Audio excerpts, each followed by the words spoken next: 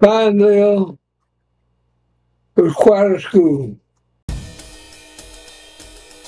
Our parents raised us to live in a two-system society. Okay, we realized that there were certain things we couldn't do. There were certain things we could do.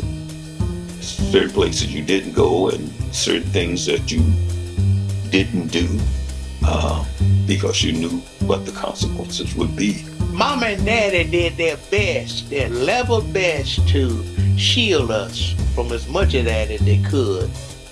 This school was the heartbeat of this community. I grew up with my teachers knowing my parents. They knew my grandfather, they knew my mother and my father. If anything was out of line, my mother would know about it before I got home after school. Hey, we knew every teacher. And they were like family. They were our parents. When we were not, if we needed something and they had it, they would sacrifice and get it for us. They would. We had someone do anything in their power to help us succeed. Mr. Hall did everything. I can tell you he worked tirelessly between the two schools, Pinevale and Southeast, to make things work for the students and the parents. When they saw something out of the ordinary, they sat us down and talked to us like we were their children. We were going to represent them when we got out, when we went to college, when we went to the military, when we went into the workforce, wherever we went. So they wanted us to be more prepared than they were. They took it personally.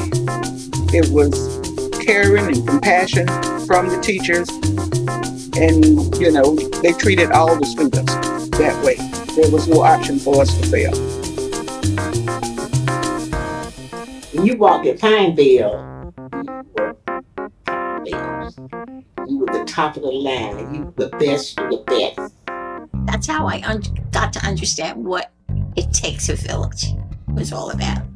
And it really does take a village. We talk about it takes a village. Well, this was the village. It was almost like school didn't even turn out because we had practices and what have you. And everybody, if they didn't participate, they still came back to the campus. All the good times we had there in that gym, you had the pen rallies. We used to have bonfires. So up until about 7 or 8 o'clock at night, we were still here at this school, doing something.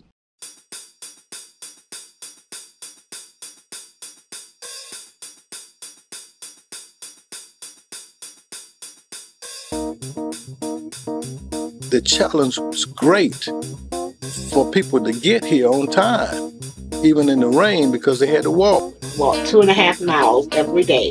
It was about 3 miles one way for me. And this is walking from the west side of Valdosta to the south side of Valdosta. Nobody struggled in.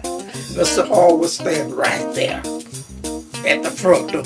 Of course, the white kids had buses, but we had to walk.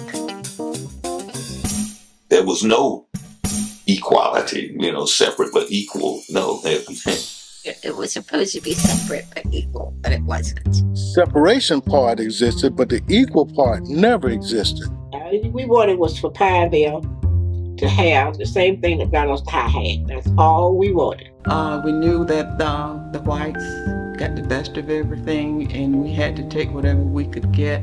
When it would rain, we had to walk in the mud and the water to get into the school. And at Valdosta, they didn't have that problem. Their parking lot was paved. We would get secondhand books. And we realized that by looking at some of the texts and when they were copyrighted. They used to send over old equipment, old books. They'd load them up on the back of a truck, and then they would bring them over, and then they would push them off on the ground, and we would take them and tape them together you know, and that material, we didn't realize it at the time, but that material was obsolete by the time we got it. We had to teach it. We just didn't have the equipment the teachers needed to teach us. Because that's all they needed was the equipment. They give us the equipment, then we would have been happy. Yes, they was getting new books that, and passing us the old books and new uniforms for the football team, and we had to suffer with what we had. Shoulder pads, we had all the secondary stuff. I remember when we went to camp, they went to camp down in Lake Forest, which was a facility. Our camp was right here in this gym. And we got our bedding for Moody for Air Base. For instance, helmets, you know, we played with at Pinevale. We played with the same helmets throughout our high school days. Valdosta would get new equipment in every year. We had good transportation. The high school football team had good buses and things to take them where they needed to go. But we had our whole football team, and right on 10, we called it 10 Lizzie. It was an old used county bus. Stadium, the condition paled compared to Cleveland Field, Valdosta High, you know. The players at Valdosta High can go back and look at old film. We can't do that because we didn't have the funds for that. What they fail to understand is that we didn't have a problem with being separate. Our problem came with not being equal.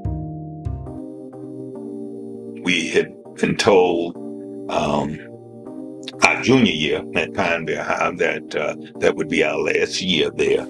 About a month before it was due for school to start, we learned that the school system was going to be integrated. We were forced to close the doors because we were one of those states or cities that just refused to integrate. Pursuant to a federal court order, we would join forces with the students at Valdosta High School. They had to integrate whether they wanted to or not. Pinevale held out for a very long time. Would we rather have separate but equal or integration? That came up. It's a mixed feeling.